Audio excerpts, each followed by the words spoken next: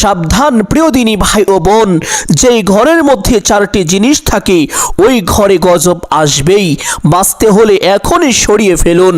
যেই ঘরে এই চারটি জিনিস থাকবে সে ঘরে কখনো রিজিকে বরকত হবে না, সে যত টাকাই ইনকাম করুক না কেন। এখন আপনি যদি চান আপনার ঘরে রিজিকে বরকত, তাহলে এখনই এই চারটি জিনিস সরিয়ে ফেলুন। সম্মানিত দিনী ভাই ও বোন আমার, যে ঘরে এই চারটি জিনিস থাকবে সে ঘরে কখনো শান্তি আসবে না, অশান্তি সব সময় লেগেই থাকবে। কারণ এই চারটি জিনিস যে ঘরে থাকবে সে ঘরে কখনো রহমতের ফিরিস্তারা প্রবেশ করতে পারে না। নাউযুবিল্লাহ। যে ঘরে এই চারটি জিনিস থাকবে সেই ঘরে যারা বসবাস করে আল্লাহ তাদের প্রতি নারাজ হয়ে থাকেন, তাদের কোনো ইবাদত আল্লাহ কবুল করেন না। যে ঘরে এই চারটি জিনিস থাকবে সেই ঘরে অসুখ বিমার সব সময় লেগেই থাকবে।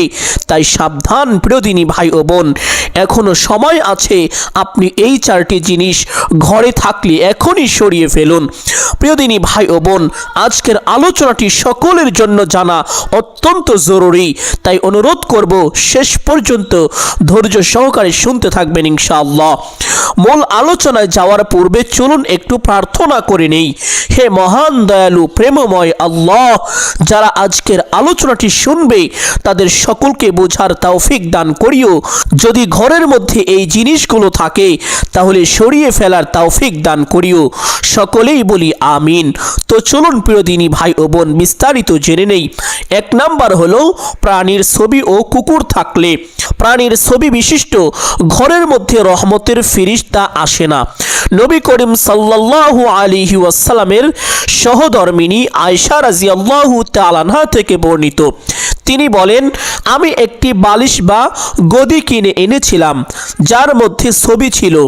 যখন রাসূলুল্লাহ সাল্লাল্লাহু আলাইহি ওয়াসাল্লাম সেই ছবিটি দেখলেন, নবীজির চোখে যখন ছবিটি পড়ে গেল তিনি দরজার বাইরে দাঁড়িয়ে গেলেন, ভিতরে প্রবেশ করলেন না। আমি বুঝতে পারলাম যে তার চোখে এটা অত্যন্ত অপছন্দনীয় ব্যাপার।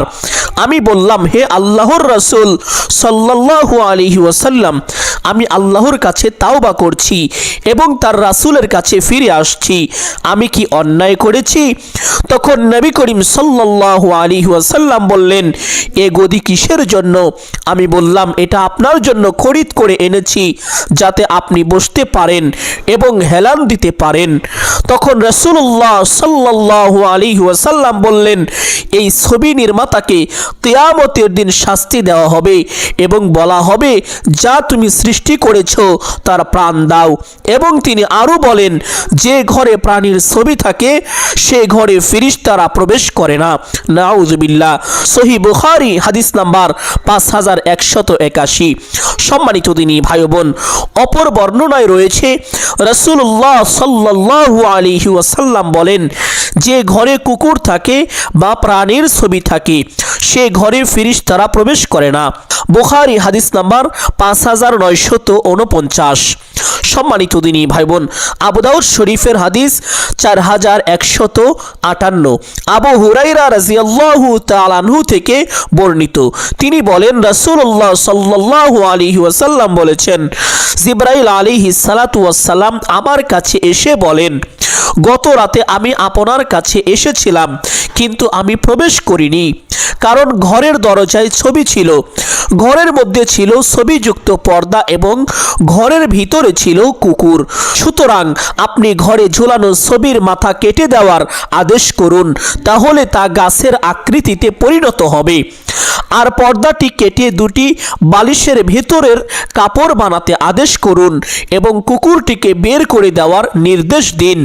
রাসূলুল্লাহ সাল্লাল্লাহু আলাইহি ওয়াসাল্লাম উপদেশ মতো কাজ করলেন। কুকুরটি ছিল হাসান বা হুসাইনের এবং তা তাদের খাটের নিচে শুয়েছিল। তিনি সেটাকেও বের করে দেওয়ার আদেশ দেন, ফলে তা বের করে দেওয়া হলো। আবু দাউদ শরীফ হাদিস নাম্বার 4158। বুখারী হাদিস নাম্বার 2225। প্রাণী ছাড়া অন্য জিনিসের প্রতিকৃতি রাখা। সাঈদ ইবনু আবুল হাসান রহমাতুল্লাহি আলাইহি থেকে বর্ণিত, তিনি বলেন, আমি ইবনে আব্বাস রাদিয়াল্লাহু তাআলা আনহু এর কাছে উপস্থিত ছিলাম। এমন সময় তার কাছে এক ব্যক্তি এসে বলল, হে ইবনে আব্বাস, আমি এমন ব্যক্তি যে আমার জীবিকা হস্তশিল্পে, আমি এসব ছবি তৈরি করি। ইবনে আব্বাস রাদিয়াল্লাহু তাআলা আনহু তাকে বলেন, এ বিষয়ে আল্লাহর রাসূল সাল্লাল্লাহু আলাইহি ওয়াসাল্লামকে আমি যা বলতে শুনেছি তাই তোমাকে শোনাবো। তাকে আমি বলতে শুনেছি, যে ব্যক্তি কোনো ছবি তৈরি করে আল্লাহ তাআলা তাকে শাস্তি দেবেন যতক্ষণ না সে তাতে প্রাণ সঞ্চার করবে, আর সে তাতে কখনো প্রাণ সঞ্চার করতে পারবে না। এই কথা শুনে লোকটি ভীষণভাবে ভয় পেয়ে গেল এবং তার চেহারা ফ্যাকাশে হয়ে গেল। এতে ইবনে আব্বাস রাদিয়াল্লাহু তাআলা আনহু বলেন, আক্ষেপ তোমার জন্য, তুমি যদি এই কাজ নাই ছাড়তে পারো তবে গাছপালা ও যেসব জিনিসে প্রাণ নেই তা তৈরি করতে পারো। বুখারী হাদিস নাম্বার 2225। আমরা সবাই ঘর বাড়ি দোকান ও অফিস ইত্যাদিতে রহমত বরকত আসার জন্য দোয়া করি এবং অন্য নেককার মুমিনদের দ্বারা দোয়া করিয়ে থাকি, কিন্তু আমরা অনেকে নিজেরাই রহমত ও বরকত আসার পথ বন্ধ করে রেখেছি। সম্মানিত দিনী ভাই ও বোন, এই জন্য সকলেই চেষ্টা করিবেন যাদের ঘরে দোকানে ব্যবসাখানার মধ্যে কোনো প্রাণীর ছবি বা কুকুর যদি থাকে তাহলে বের করে দিবেন, নতুবা আপনার ওই ব্যবসাখানার মধ্যে জীবনে কোনোদিন উন্নতি হবে না, বরকত হবে না। সম্মানিত দিনী ভাই বোন, 2 নম্বরে, যে ঘরে ঘন্টি থাকে, যে ঘরে ঘন্টি থাকে ওই ঘরে রহমতের ফেরেশতা প্রবেশ করে না। পাড়া মহল্লায় পণি বিক্রির জন্য যে ঘন্টি ব্যবহার করে সেগুলো ঘরে রাখলেও ফেরেশতা প্রবেশ করে না। সুনানে আবু দাউদ হাদিস নাম্বার 4231। একদিন হযরত আয়েশা রাদিয়াল্লাহু তাআলা আনহার নিকট বাজনাদার নূপুর পরে এক বালিকা আসলে আয়েশা রাদিয়াল্লাহু তাআলা আনহা তাকে বলেন, খবরদার, তা কেটে না ফেলা পর্যন্ত আমার ঘরে প্রবেশ করবে না। তারপর তিনি বলেন, রাসূলুল্লাহ সাল্লাল্লাহু আলাইহি ওয়াসাল্লাম বলেছেন, যে ঘরে ঘন্টি থাকে সেই ঘরে রহমতের ফেরেশতা প্রবেশ করে না। সুনানে আবু দাউদ হাদিস নাম্বার 4231। সম্মানিত দিনী ভাই ও বোন, 3 নম্বরে, যে ঘরে বাদ্যযন্ত্র থাকে। সুনানে আহমদ হাদিস নাম্বার 4535। সুনানে আবু দাউদ হাদিস নাম্বার 4924। যে ঘরে বাদ্যযন্ত্র থাকে সেই ঘরে রহমতের ফেরেশতা প্রবেশ করে না। বিখ্যাত তাবেঈ হযরত নাফে রহমাতুল্লাহি আলাইহি থেকে সহিহ সনদে বর্ণিত, তিনি বলেন, চলার পথে আব্দুল্লাহ ইবনে ওমর রাদিয়াল্লাহু তাআলা আনহু বাঁশির আওয়াজ শুনলেন, সাথে সাথে তিনি 2 কানে আঙ্গুল দিলেন। কিছু দূর গিয়ে জিজ্ঞাসা করলেন, হে নাফে, এখনো কি আওয়াজ শুনছো? আমি বললাম, হে। তারপর আমি যখন বললাম এখন আওয়াজ শোনা যাচ্ছে না, তখন তিনি কান থেকে আঙ্গুল সরালেন এবং বললেন, একদা রাসূল সাল্লাল্লাহু আলাইহি ওয়াসাল্লাম চলার পথে বাঁশির আওয়াজ শুনে এমনই করেছিলেন। মুসনাদে আহমদ হাদিস নাম্বার 4535। সুনানে আবু দাউদ হাদিস নাম্বার 4924। মূল কথা, ইসলামে গান ও সব ধরনের বাদ্যযন্ত্র হারাম। রাসূলুল্লাহ সাল্লাল্লাহু আলাইহি ওয়াসাল্লাম বাদ্যযন্ত্রকে মিজমারুশ শাইতান তথা শয়তানের বাদ্য বলেছেন। আবু দাউদ শরীফ হাদিস নাম্বার 2556। নষ্ট গায়কদের সম্পর্কে নবীজি বলেন, শয়তানকে রুখো। মুসলিম মিশকাত শরীফ হাদিস নাম্বার 4809। আল্লাহ তাআলা বলেন, যারা অজ্ঞতাবশে লাহওয়াল হাদিস অর্থাৎ গান ক্রয় করে মানুষকে আল্লাহর পথ হতে বিভ্রান্ত করার জন্য এবং আল্লাহর পথকে বিব্রত করে, তাদের জন্য রয়েছে অপমানজনক শাস্তি। সূরা লুকমান আয়াত নাম্বার 6। সম্মানিত দিনী ভাই বোন, 4 নম্বর হচ্ছে, যে ঘরে প্রস্রাব পায়খানা জমিয়ে রাখা হয়, যে ঘরে পেশাব পায়খানা রাখা হয় ওই ঘরে রহমতের ফেরেশতা প্রবেশ করে না। হযরত আব্দুল্লাহ ইবনে আব্বাস রাদিয়াল্লাহু তাআলা আনহু হতে বর্ণিত, প্রিয় নবী হযরত মুহাম্মদ সাল্লাল্লাহু আলাইহি ওয়াসাল্লাম বলেছেন, ঘরের মাঝে পেশাব পায়খানা জমিয়ে রাখা উচিত নয়। যে ঘরে পেশাব বা পায়খানা জমানো থাকে সেই ঘরে রহমতের ফেরেশতা প্রবেশ করে না। জুনুবি হলো সহবাস তথা স্বামী স্ত্রীর মেলামেশা বা স্বপ্নদোষ তথা স্বপ্নে সহবাস করার পর বাস্তবে বীর্যপাত হলে তাকে জুনুবি বলে। চাই সে পুরুষ হোক কিংবা মহিলা। জুনুবি ব্যক্তির উপর গোসল ফরজ।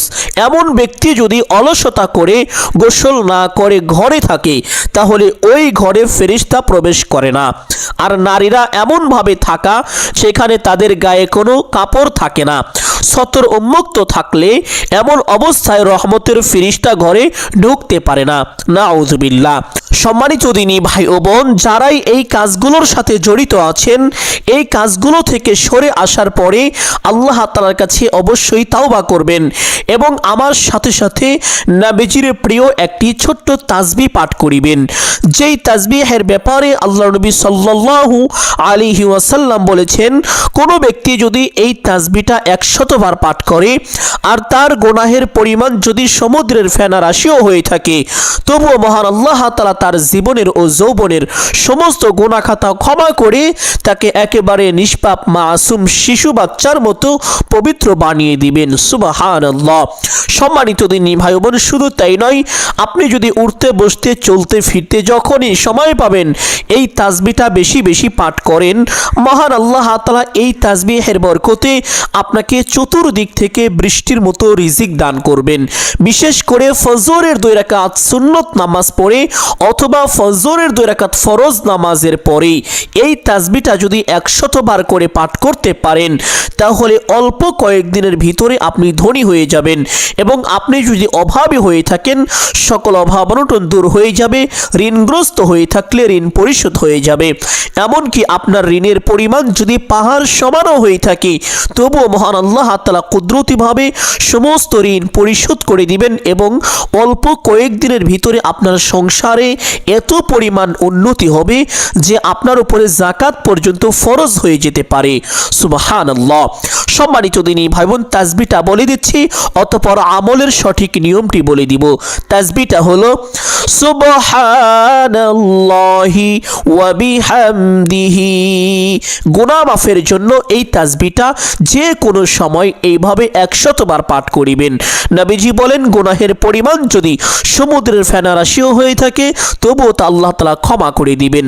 এবং রিজিক বৃদ্ধির জন্য এই তাসবিহটা প্রত্যেক দিন ফজরের 2 রাকাত সুন্নত নামাজের পরে যদি পারেন তাহলে 100 বার পাঠ করবেন। আর যদি ফজরের 2 রাকাত সুন্নত নামাজের পরে পাঠ করিতে না পারেন তাহলে ফজরের ফরজ নামাজ পড়ার পরে যখন সূর্য ওঠে তখন এইভাবে পাঠ করিবেন, সুবহানাল্লাহি ওয়া বিহামদিহি সুবহানাল্লাহিল আযীম।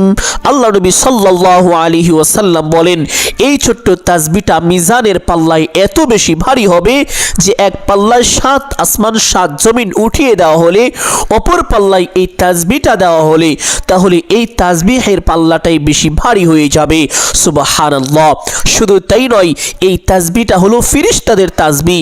ফেরেশতারা এই তাসবিহের বরকতে আল্লাহ তাআলার পক্ষ থেকে রিজিক পেয়ে থাকেন। আপনিও যদি এই তাসবিহটা বেশি বেশি পাঠ করেন আল্লাহ তাআলা চতুর্দিক থেকে বৃষ্টির মতো আপনাকে রিজিক দান করবেন। সুবহানাল্লাহ। এবং গায়েবী ভাবে সাহায্য করবেন। সম্মানিত দিনী ভাই বোন, একটি ভিডিও তৈরি করতে অনেক কষ্ট হয়। দয়া করে ইসলাম প্রচারে সহযোগিতা করুন। ভিডিওতে লাইক ও কমেন্ট এবং শেয়ার করে সবাইকে শেখার সুযোগ করে দিন। আল্লাহ ও রাসূল সাল্লাল্লাহু আলাইহি ওয়াসাল্লাম খুশি হবে, আপনার মনের আশা পূরণ হবে ইনশাআল্লাহ। আসসালামু আলাইকুম ওয়া রাহমাতুল্লাহি ওয়া বারাকাতুহু।